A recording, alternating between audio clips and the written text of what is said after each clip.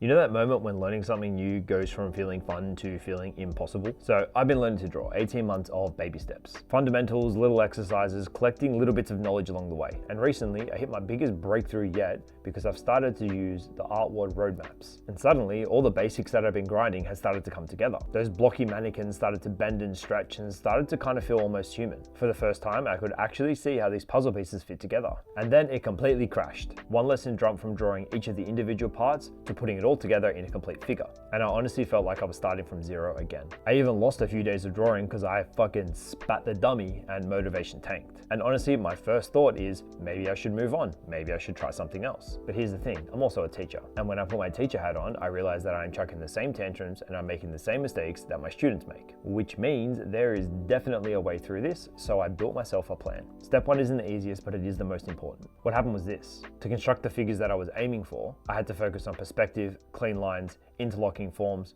overlaps, proportions, that annoying hand, and all of the major masses of the human figure. Individually, I can handle every single one of these aspects, but stack them all at once? Overload. I was juggling way too many things at once. And on top of that, I had left behind the very thing that was working, my box mannequins. They were my foundations.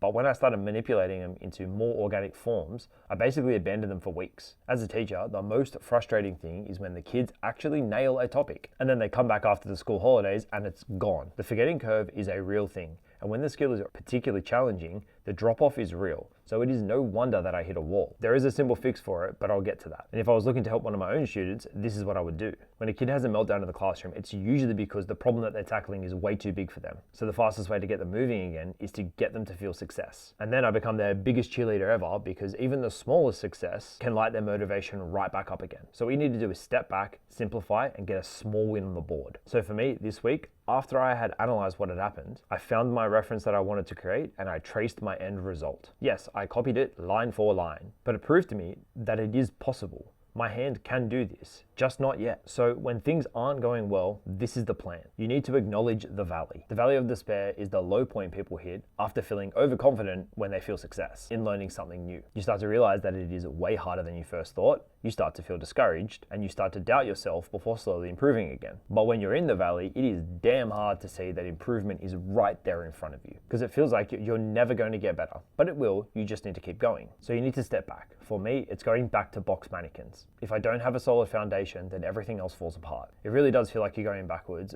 but it is the easiest way to move forward. So for the next period of my learning, I'm going to force myself to draw at least one box mannequin a day. Just one, it's an easy win, super simple. But then you also need to make success inevitable. Go back to what was working, refine that success, but then take baby steps. I jumped from working on individual pieces to trying to put it all together in one go. Now that might be logical for most people, but for me, it did not work. So I need to ask myself, how can I simplify this? Unfortunately, when you're working online, your teacher can't look at your work and tell you these are the things you need to do. So you need to analyze it yourself and see if you can find a way to make it easier. So for me, maybe it's just go back to working on torsos. Can I just add the arms or the legs? Can I do half arms and half legs? And honestly, I've been wasting so much time trying to make the heads just right. I haven't even studied heads yet. I didn't even know how to construct them properly. So for me, chop them off. You need to simplify and break it down into manageable chunks. And for me, once I start to feel some success, I wanted to keep that momentum and I started to rush. So instead of rushing, I need to revisit things and make sure that they actually stick, not just once, over days and over weeks. And then I need to analyze my own work. I need to find out what's not working, isolate it, pull it out, and focus on it. Like rotating just a torso, or a hand, or a leg,